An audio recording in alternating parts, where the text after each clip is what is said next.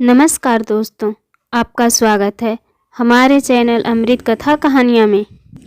आज हम आपको एक कहानी सुनाने जा रहे हैं। चंदनपुर नामक एक गांव में एक बूढ़ी ब्राह्मण रहती थी जिसका नाम गंगा था। बूढ़ी गंगा अपनी गाय कपिला को चारा खिलाते हुए बोली, कपिला, ए लो हरी हरी घास खा। अभी तू गर्भवती है, पेट भर के खाएगी तो तेरा बच्चा स्वस्थ पैदा होगा। मुझ बुढ़िया का एक तू ही तो सहारा है। कपिला गाय मन ही मन सोचा, और मेरा सहारा तुम ही हो माँ, कितना ख्याल रखती हो मेरा। गंगा अपनी गाय कपिला को बेटी जैसा प्यार करती थी और उधर कपिला भी गंगा को अपनी माँ जैसा ही समझती थी। दोनों का रिश्ता माँ बेटी जैसा था, मगर यह रिश्ता ज़्यादा दिन तक न रह सका। एक दिन अचानक ही गंगा चल बसी और कपिला अनाथ हो गई। कपिला गंगा के पास खड़ी सोचती है, माँ, तुम तो मुझे अनाथ करके चली गई, अब पता नहीं मुझे कहाँ कहाँ भटकना पड़ेगा। यह कहकर कपिला वहाँ से चल देती है। गंगा धार्मिक विचारों वाली महिला थी, इसलिए उसके साथ रहने के कारण कपिला में भी गहरी धार्मिक आस्था पैदा हो गया। कपिला महादेव के सच्चे मन से भक्ति करती है। वह शिवलिंग के पास जाकर खड़ी हो जाती है और कहती है, हे महादेव, मेरी गंगा माँ को बैकुंठ में जगह देना, साथ ही मेरी और मेरे होने वाले बच्चे की रक्षा करना। उस दिन के बाद कपिला गांव के पास जंगल में भटकने लगती है। वह भूख लगने पर हरी हरी घास चरती और फिर जंगल में पुराने शिवलिंग के पास आकर आराम करती। सोते जागते उठते बैठते वह बस महादेव का नाम ही रटते रहती। ओम नमः शिवाय, ओम नमः शिवाय।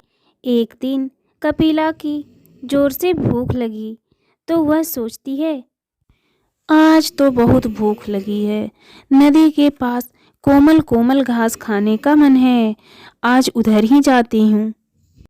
यह कहकर कपिला कोमल घास की चाह में नदी की तरफ चल देती है। उसी समय रतिया नाम का एक कसाई जंगल में किसी जानवर का शिकार करने के लिए घूम रहा होता है। रतिया जब कपिला को देखता है तो उसके मन में लालच आ जाता है और वह खुद से कहता है, वाह जी वाह, ये गाय तो बड़ी ही हिष्ट पुष्ट है और गर्भवती भी लगती है। क्यों न इसे घर ले चलूं? जब तक दूध देगी इसका दूध पीऊंगा और जब दूध देना बंद कर देगी तो इसे काट दूंगा, किसी को पता भी नहीं चलने दूंगा।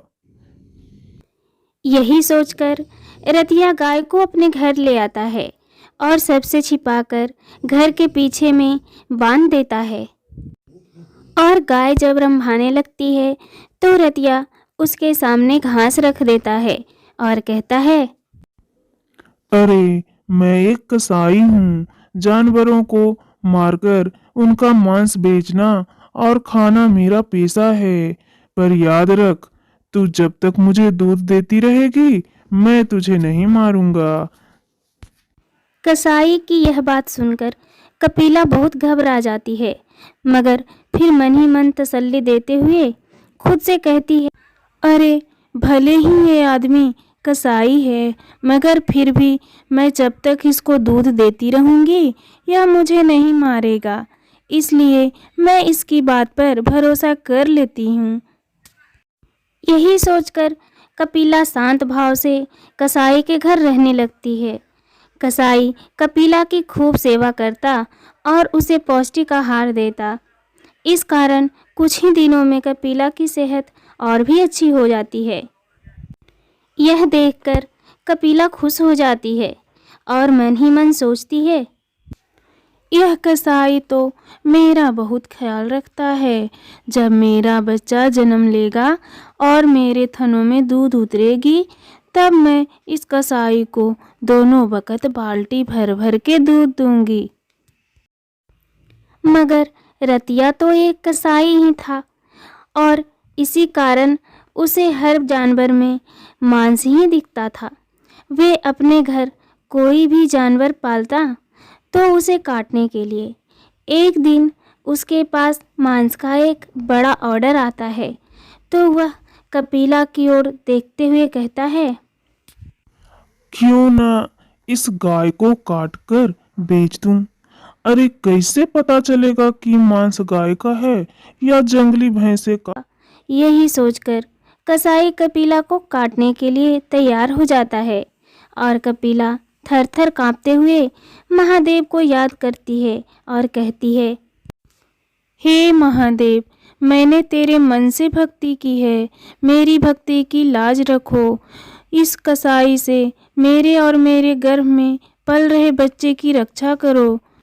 कपिला की इस विनती से शिवलिंग से एक नाग निकलता है और कसाई के घर प्रकट हो उसे डस लेता है और कसाई वहीं मर जाता है।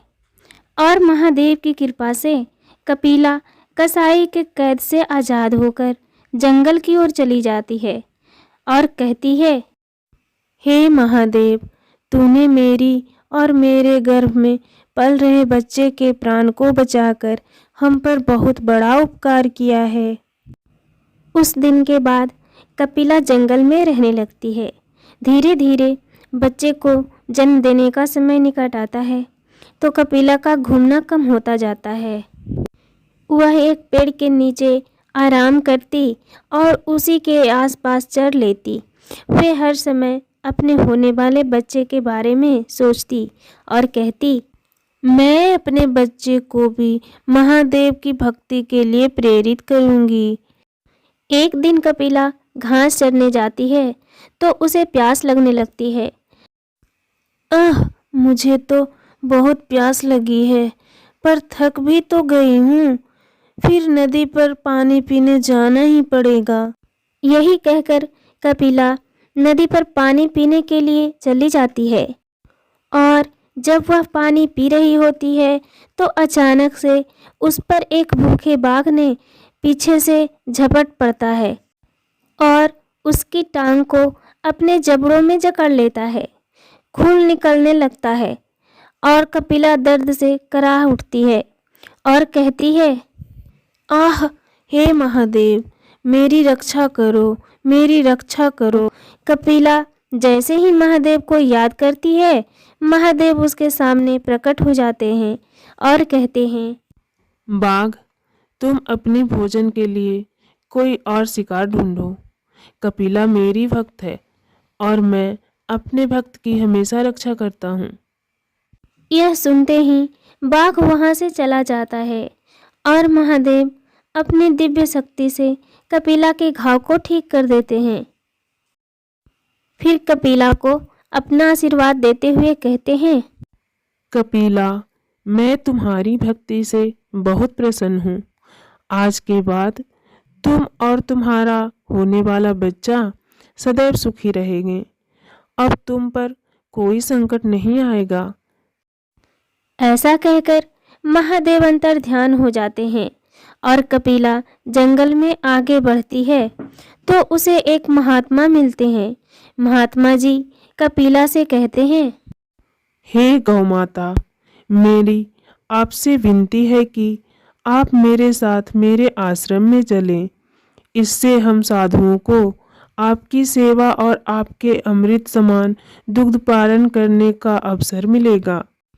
कपिला महात्मा जी की बात मानकर खुशी खुशी उनके आश्रम में रहने लगती है। कुछ दिन बाद वे बहुत ही सुंदर एक बछड़े को जन्म देती है और इसी खुशी में आश्रम में उत्सव मनाया जाता है। इस पर खुश होकर कपिला महादेव को धन्यवाद करते हुए कहती है, हे महादेव, तेरी कृपा से मुझे संत महात्माओं का साथ मिल गया। यहाँ मैं और मेरे बच्चा बहुत खुश हैं। उस दिन के बाद कपिला और उसके बच्चे पर कोई संकट नहीं आता। अगर आपको ये कहानी पसंद आए तो वीडियो को लाइक, चैनल को सब्सक्राइब कीजिए। धन्यवाद।